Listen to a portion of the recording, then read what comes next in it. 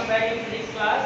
Physics second part intermediate का चल रहा है 12th क्लास के फिजिक्स में, और हमारा चैप्टर नंबर 9 है, उसका जो रे ऑप्टिक्स है उसका पार्ट चल रहे हैं। आज की इस वीडियो में हम डिस्कस करेंगे किसी गोलीय अवतल पृष्ठ के द्वारा जो प्रकाश के अपवर्तन का सूत्र है उसको ड्राइव करना है। गोलीय अवतल पृष्ठ का जो अपवर्तन का सूत्र बनेगा गोलीय अवतल पृष्ठ के लिए, उसका डेरिवेशन है इस वीडियो में जो होगा, बहुत ही इंपॉर्टेंट है। ये गोलीय अवतल के लिए निकाल रहे हैं, फिर नेक्स्ट गोलीय उत्तल के लिए निकालेंगे, फिर उसके बाद लेंस मेकर फॉर्मूला। एग्जाम के पॉइंट ऑफ व्यू से काफी इंपॉर्टेंट है, तो ध्यान से पढ़ें और समझें। चलिए देखिए क्या है, पहले देख लेते हैं कि स्टार्टिंग किस तरह से करनी है। गोलीय अवतल पृष्ठ, ध्यान से सुने, गोलीय अवतल पृष्ठ कहा गया है, गोलीय अवतल दर्पण नहीं कहा गया। दर्पण कब बनता है? जब एक साइड में आप इसे कोटिंग कर देते हैं। लेकिन हमने क्या किया है कि इस तरह का पार्ट लिया है, एक कांच का ही पार्ट लिया है, तो ये कांच का पार्ट हो सकता है। तो देखिए ये यहाँ से दबा हुआ हिस्सा है, इधर इसका ये इसका अपवर्तक तल हुआ है, ये अंदर कोटिंग नहीं है, ये आर पार है, इधर ये सघन माध्यम है। इस पृष्ठ में इधर का माध्यम सघन और इधर का माध्यम विरल को बीच में से डिवाइड किया हुआ है। तो ये पृष्ठ हो गया हमारा गोलीय अवतल पृष्ठ। ओके, दर्पण नहीं है, क्योंकि दर्पण में कोटिंग होती है तो दर्पण बन जाता है। ये कोटिंग नहीं है, इसमें आर पार है, पारदर्शी मीडियम माध्यम है, पारदर्शी मीडियम है, ट्रांसपेरेंट मीडियम है, तो इसमें प्रकाश का अपवर्तन होगा, परावर्तन नहीं होगा। ओके, तो देखिए क्या है, सबसे पहले एस पी एस डैश, एक क्या है अपवर्तक, ये हमारा गोलीय अवतल पृष्ठ है। ओके, अब हमने क्या किया है, ये जो गोलीय अवतल पृष्ठ है उसकी रेडियस कितनी है आर, तो इसका ये हो गया सेंटर ऑफ कर्वेचर सी। यहाँ पे हमने कोई ऑब्जेक्ट रखा, यहाँ से हम ध्यान से देखना शुरू करते हैं। देखिए ये कोई ऑब्जेक्ट है, ओ पॉइंट साइज ऑब्जेक्ट है हमारा, ये मुख्य अक्ष के बिंदु पर रखा हुआ है, वही हमारे ऑब्जेक्ट का नाम है। यहाँ से कोई प्रकाश की किरण चली, ये पृष्ठ पर यहाँ पर आई, पॉइंट ए पर इंसिडेंट हुई, पॉइंट ए पर इंसिडेंट होने के बाद ये सीधी जानी चाहिए थी, लेकिन जो प्रकाश है वो विरल माध्यम से सघन माध्यम में जा रहा है। कौन से माध्यम में जा रहा है? विरल से सघन माध्यम में, इसलिए थोड़ी सी नॉर्मल की तरफ को बेंड हो जाएगी। अब अभिलंब कहाँ बनाते हैं? अपर गोलीय अवतल, और ये जो गोलीय अवतल पृष्ठ हो या उत्तल पृष्ठ हो, जो गोलीय सरफेस होती है, गोलीय पृष्ठ होता है, उनका अभिलंब जो होता है उनके सीधा होकर के जाता है। तो जिस पॉइंट में भी आप अभिलंब बना रहे हैं उस पॉइंट को किससे मिला दे? इसके सेंटर ऑफ कर्वेचर से मिला दे, तो वो अभिलंब को डिनोट करेगा। यहाँ पे Cn जो है वो अभिलंब का काम कर रहा है पॉइंट ए पर। पॉइंट ए पर जो ये Cn है ये क्या का काम कर रहा है? हमारे अभिलंब का काम कर रहा है।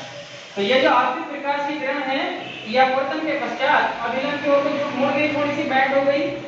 आपतन कोण कितना है? अभिलंब के और आपतित किरण के बीच आई है, तो अपवर्तन कोण कितना हो जाएगा हमारा आर नॉर्मल, और ये ए बी जो है अपवर्तित किरण, इनके बीच का कोण हो गया आर, अपवर्तन कोण। इतना समझ आता है? ओके, अब देखिए एक हमने इससे पहले आपको बताया है कि इमेज तब बनेगी जब कम से कम दो अपवर्तित किरणें एक पॉइंट पर कट कर रही हो या परावर्तित। तो यहाँ पर अपवर्तन का केस है, तो दो अपवर्तित किरणें चाहिए। अब ये वाली अपवर्तित किरण आगे जाएगी, आगे जाकर तो कहीं मिलेगी नहीं, तो इसको क्या करा हमने, इसको पीछे बढ़ाया, तो ये मुख्य अक्ष पर बिंदु आई पर आकर मिल गई, ये बिंदु आई है। अब दूसरी जो प्रकाश की किरण है, अगर हम इसको मुख्य अक्ष के समांतर जाती हुई मान लें, तो चूंकि ये कहां पर आकर टकरा रही है? अभिलंबवत आ रही है इस पर, पृष्ठ पर, तो ये सीधी निकल जाएगी, इसका अपवर्तन नहीं होगा, तो ये पी क्यू के रूप में काम को चलेगी। दूसरी किरण ये होगी, तो एक तो ये वाली किरण हो गई और एक ये वाली होगी, जो एक भी है इसको बैक में मिलाया, तो ये हमारी बन जाएगी इमेज। इमेज किस प्रकार की बनेगी? आभासी, क्योंकि पीछे मिलाने पर इमेज प्राप्त हो रही है, तो इसलिए इमेज कैसी होगी हमारी? आभासी। क्लियर?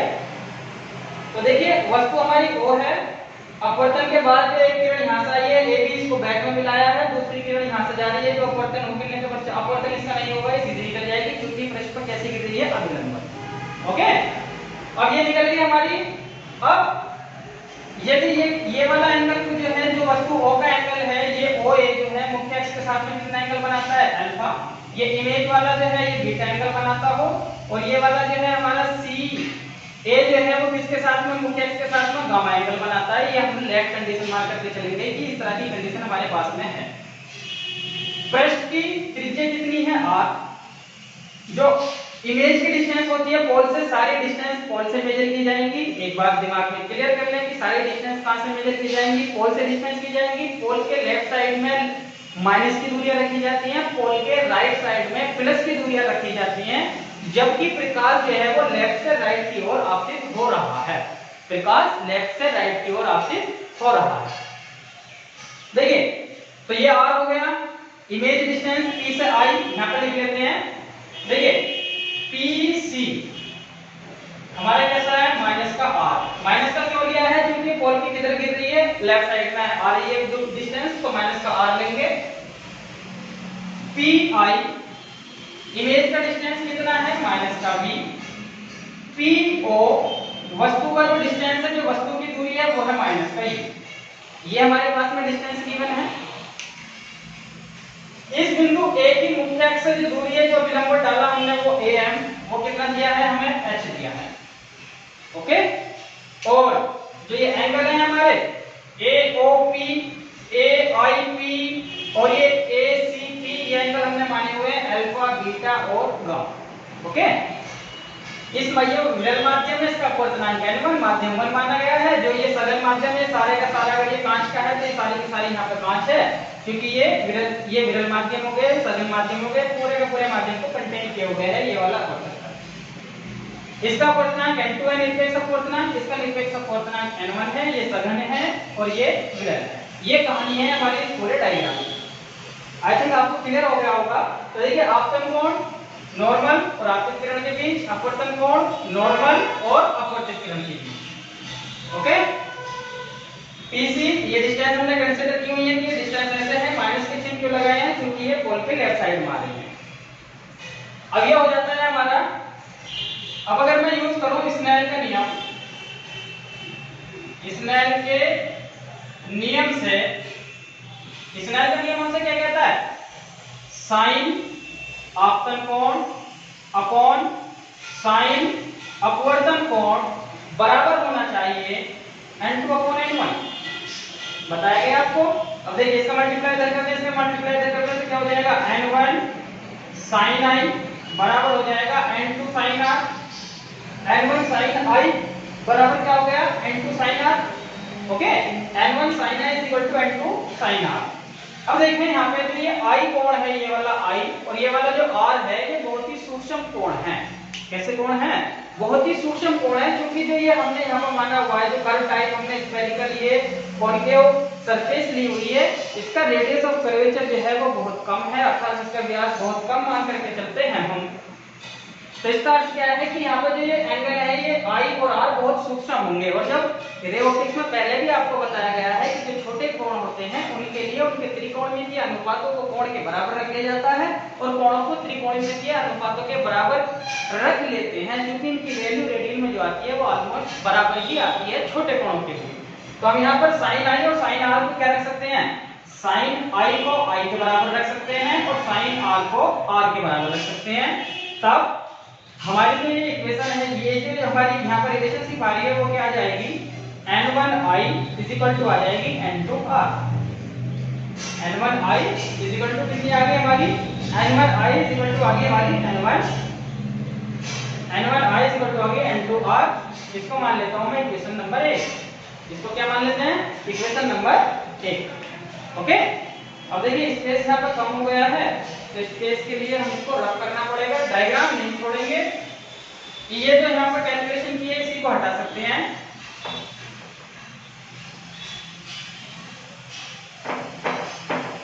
चलिए ये हो गया।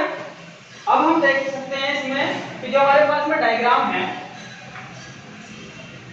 एक ये वाला त्रिभुज ले सकते हैं OCA, एक त्रिभुज ले सकते हैं OCA और एक त्रिभुज ले सकते हैं ICA, क्योंकि मेरे को चाहिए I और R, जो ये एंगल आए हैं I और R, इन एंगल की वैल्यूज निकालना चाहते हैं। तो हमारे पास में दो त्रिभुज बन रहे हैं। एक त्रिभुज है मेरे पास में, एक त्रिभुज है मेरे पास में OCA। यदि मैं इसकी डायग्राम बनाने की कोशिश करूं तो ये इस तरह से बन जाएगा diagram. This is COA, angle रखें, इन दोनों के बीच का I है, I की वैल्यू चाहिए मेरे को, तो I, ये एंगल अल्फा है और ये एंगल जो है यहाँ पे बाहर बन रहा है इससे गामा। तो एक मैथमेटिक्स में बहिष्कोण किसमें होता है, बहिष्कोण फिल्में, वो हमसे ये कहता है कि किसी त्रिभुज का जो बहिष्कोण होता है, त्रिभुज के जिस पॉइंट पर ये बहिष्कोण बन रहा है उस पॉइंट से अलग जो दो अंतःकोण होंगे उनके योग के बराबर होता है। बहिष्कोण कि जो किसी बिंदु पर जो बहिष्कोण बन रहा है त्रिभुज के, बाकी वो बिंदु पर बने अंतःकोणों के योग के हमेशा बराबर होता है। ओके, अर्थात त्रिभुज 4CA में अगर मैं बहिष्कोण त्रिमेय लगाऊं, कौन सी त्रिमेय लगाऊं भैया? बहिष्कोण त्रिमेय। तो बहिष्कोण त्रिमेय के अनुसार गामा जो है वो बराबर होना चाहिए अल्फा प्लस आई। तो अगर आई की वैल्यू निकालूं तो आई इक्वल टू क्या हो जाएगा? Gamma minus alpha. Question number 2 आ गई, आई का वैल्यू आ गई हमारे पास में। इसी प्रकार अगर मैं आर की वैल्यू निकालना चाहता हूं तो ये वाला त्रिभुज ले लूं, त्रिभुज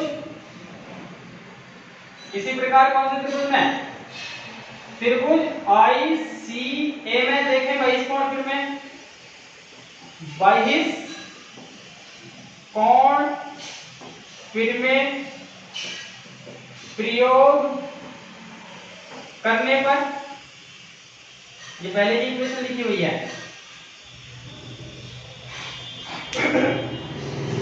N1I इक्वल टू N2R, इसे ऊपर पे लिख देते हैं, यहाँ पर लिख रही है N1I इक्वल टू N2R। ये इक्वेशन नंबर 1 मानी हुई है हमने।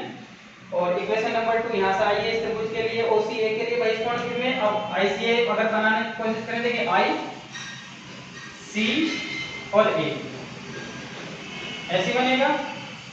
दिस इज I है, ये C है और ये A है। देखिए ये एंगल बीटा, ओके, ये एंगल गामा। अब बात आती है ये वाला जो कोण है ये R, और ये यहाँ पे ये जो आई किस वाली लाइन आई है डैश वाली, ये और ये जो ये वाली लाइन है, ये जो नॉर्मल है, दोनों के बीच का कोण R और ये बराबर होंगे। तो ये वाला एंगल कितना हो गया हमारा? R। ठीक है, बहिष्कोण त्रिमेय से गामा किसके इक्वल होना चाहिए? बीटा प्लस R के। यहाँ से अगर R की वैल्यू निकाले तो क्या हो जाएगा? Gamma minus beta. Equation number 3 आगे। इक्वेशन नंबर 3, अब इक्वेशन नंबर 1 में हमारा इनका जो ये निकालने का मेन मकसद क्या था कि हम यहाँ से I और R की वैल्यू इन एंगल के फॉर्म में निकालना चाहते हैं। तो I और R की वैल्यू हमारे पास आ गई गामा माइनस अल्फा, और यहाँ से क्या आ गई? Gamma minus beta. तो गामा माइनस अल्फा और गामा माइनस बीटा I और R की वैल्यूज कहाँ पे पुट कर दें? इक्वेशन नंबर 1 में। तो इक्वेशन नंबर में जैसे हम पुट करते हैं हम क्या पाते हैं?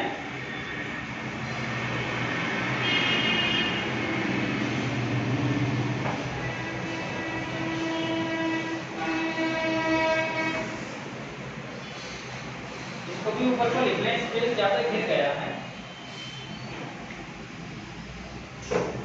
यहाँ पे लिख देता हूँ मैं, PC माइनस R है, PO माइनस U है, PI माइनस P है।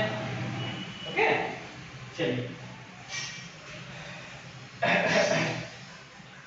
तो इक्वेशन नंबर 1 में क्या पुट करते हैं? I की जगह gamma minus alpha, N1 gamma minus alpha is equal to N2, R की जगह क्या पुट करते हैं? Gamma minus beta. इसको भी रफ कर देते हैं, चलिए करते हैं पुट। तो क्या बन जाएगा? N1 into gamma minus N1 into alpha is equal to N2 into gamma minus N2 into beta. Gamma वाले टर्म एक तरफ ले आए, बाकी एक तरफ लेकर के आए, तो ये बन जाएगा N2 beta minus N1 alpha is equal to हो गया N2 गामा, ये माइनस का हो जाएगा इधर N1 गामा, ये हो गया N2 beta minus N1 alpha is equal to gamma common लूं तो क्या बन जाएगा? N2 minus N1। यदि हम गामा कॉमन लें यहाँ पे तो क्या बन जाएगा? N2 माइनस N1, तो ये हो गया N2 beta minus N1 alpha is equal to gamma into N2 minus N1। ये हो गई हमारी इक्वेशन नंबर 4। यहाँ तक आ गए? ठीक है, यहाँ तक आ गए हैं। अब देखिए हमें अल्फा बीटा और गामा की वैल्यू जो चाहिए, हम चाहते हैं कि अल्फा बीटा गामा भी आ जाए। फाइनल में निकालने का मतलब क्या है? निकालने का मकसद ये है कि जो ऑब्जेक्ट रखा हुआ है इस बॉल से उसकी डिस्टेंस कितनी है? U। इमेज बन रही है उसकी डिस्टेंस कितनी है? V। इसके रेडियस ऑफ कर्वेचर कितनी है r, इनमें रिलेशन चाहिए और इनके अपवर्तनांकों में ये रिलेशन चाहिए हमको। तो हमें पहले हमने i और r को एलिमिनेट किया, अब हमें क्या एलिमिनेट किसको करना है, अल्फा बीटा और गामा को और एलिमिनेट करना पड़ेगा। अब देखिए हमने ये पहले कह दिया है कि जो इसका व्यास है, जो ये हमारा स्फेरिकल सरफेस है, इसका व्यास बहुत कम है। जब इसका व्यास बहुत कम है उस कंडीशन में हमने i को sin i को i के बराबर रखा, sin r को r के बराबर रखा। तो जब इसका व्यास बहुत कम होगा तो ये जो पॉइंट है m और ये जो पॉइंट है p, ये ऑलमोस्ट एक ही पॉइंट को डिनोट करते हैं। छोटे कोणों के लिए इस तरह की कंडीशन आ जाती है कि ये जो m और p है वो एक ही पॉइंट को डिनोट करेंगे, अर्थात जो ये डिस्टेंस हमारी मानी गई है यहाँ से, जो ये p से मानी गई है हमने सारी, अगर वो हम m के साथ में रिप्लेस करते हैं इसको तो वो एक ही पॉइंट माना जाएगा लगभग। और डेरिवेशन में इस कंडीशन में हम इसको मान करके चलते हैं, ठीक है। अब मेरे को अल्फा की वैल्यू चाहिए, तो छोटे कोणों के लिए, कैसे कोणों के लिए, फॉर स्मॉल एंगल्स, ठीक है, रेओप्टिक्स में स्मॉल एंगल यूज करते हैं हम। फॉर स्मॉल एंगल्स अल्फा को जो है मैं tan अल्फा रख सकता हूं, अल्फा इज इक्वल टू क्या रख सकता हूं, tan अल्फा। और tan अल्फा का जो वैल्यू है वो हम निकालेंगे इस राइट एंगल से, क्योंकि एक समकोण त्रिभुज बन रहा है, कौन सा, OMA। Alpha is equal to tan alpha, beta is equal to को मान सकता हूं मैं tan बीटा, और गामा को मान सकता हूं मैं tan गामा। याद रखें छोटे कोणों के लिए अनुपात और एंगल बराबर रख लेते हैं। अब यहाँ पर मुझे अल्फा की वैल्यू चाहिए, जिससे मैं उसको tan अल्फा की वैल्यू 3 के बराबर मान सकते हैं हम। बीटा की है तो tan बीटा निकालते हैं, गामा की है तो tan गामा निकालते हैं स्मॉल केसेस में। तो tan अल्फा क्या कहां से निकालते हैं, त्रिभुज, ये हो गया त्रिभुज कौन से में, OMA, OMA में। तो त्रिभुज बना के देखें तो ये OMA ऐसा बन रहा है, OMA, यहां से यहां तक ये OM हो गया और ये क्या हो गया, A हो गया। अब देखिए tan थीटा क्या होता है, लंबवत आधार। तो अगर मैं यहां से tan अल्फा की वैल्यू निकालूंगा तो लंबवत आधार और लंब कितना हो गया, AM, और आधार क्या हो गया, OM। आधार क्या हो गया, OM। अब AM कितना है हमारा, H, ये रहा AM, H है, और OM क्या है, O से M तक की डिस्टेंस नहीं है, लेकिन O से P तक की डिस्टेंस है हमारे पास में, PO या PO या OP बात है ये, तो O से P तक की डिस्टेंस है हमारे पास में, लेकिन O से M तक की नहीं है। लेकिन हमने कहा है कि स्मॉल एंगल केसेस के लिए, क्योंकि इसका व्यास भी स्मॉल है, तो M और P एक ही पॉइंट को डिनोट करेंगे, तो OM या OP बात एक ही है, ठीक है। तो H अपॉन PO की वैल्यू कितनी है, OP की वैल्यू -u, ठीक है। इसी प्रकार त्रिभुज इसमें निकालने की कोशिश करें, IMO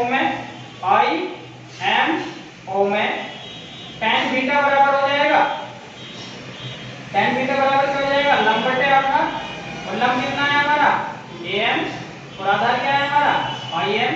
IM मतलब क्या है कि I से P तक की डिस्टेंस, और वो कितनी है, V, माइनस की V, तो ये क्या हो जाएगा, H अपॉन -V, ठीक है। और इसी तरह अगर गामा की वैल्यू निकालो मैं tan गामा की, तो tan गामा क्या हो जाएगा हमारा, लंब बटे आधार। कौन से त्रिभुज में निकालेंगे, गामा कहां पे, यहाँ पे CNA में, CMA में, ठीक है। तो tan गामा क्या हो गया, लंब बटे आधार, और लंब कितना है हमारे पास में, H, और आधार कितना है, C से M तक की वैल्यू। C से M तक की वैल्यू हमारे पास नहीं है, लेकिन C से P तक की है, और M और P एक ही बिंदु को डिनोट कर रहे हैं, तो CP की वैल्यू कितनी हो जाएगी, -r, H अपॉन -r। तो tan अल्फा, tan बीटा और tan गामा की वैल्यूज हमारे पास आ गई, और ये tan अल्फा अल्फा के इक्वल है, tan बीटा बीटा के इक्वल है, tan गामा गामा के इक्वल है। अर्थात इक्वेशन नंबर 4 था, उसमें अल्फा बीटा और गामा की जगह हम ये वैल्यूज पुट कर सकते हैं। तो ये वैल्यूज पुट करेंगे कौन से में, इक्वेशन नंबर 4 में। ये हटा दें, चलिए ये हटा देते हैं।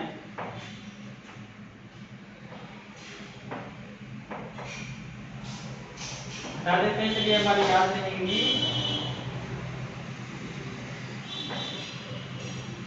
इक्वेशन नंबर 4 ये है, तो ये को वैल्यू पुट कर लेते हैं, n टू बीटा, बीटा की जगह क्या रखना है, h अपॉन, बीटा यहाँ पे बन रहा था, तो h upon -v minus n1 alpha की जगह क्या रखूं मैं h upon minus u is equal to gamma gamma sorry gamma की वैल्यू पुट करेंगे। गामा की वैल्यू आएगी हमारी h upon minus r into n2 minus. Okay, और जरा देखें इसमें भी माइनस साइन है, इसमें माइनस साइन है और इसमें माइनस साइन है, तो इन दोनों का जो है ये माइनस साइन जो है मैं बाहर ले सकता हूं। माइनस h अगर मैं बाहर ले लूं तो क्या बच जाएगा n2 upon v minus n1 upon u। Minus के साथ बाहर लिया है तो ये साइन चेंज नहीं होगा। h upon minus r into n2 minus n1। h से h कैंसिल हो जाएगा, माइनस से माइनस कैंसिल हो जाएगा, तो क्या बचेगा हमारा फाइनल फॉर्मूला हमारे पास आ गया n2 upon v minus n1 upon u is equal to n2 minus n1 upon r।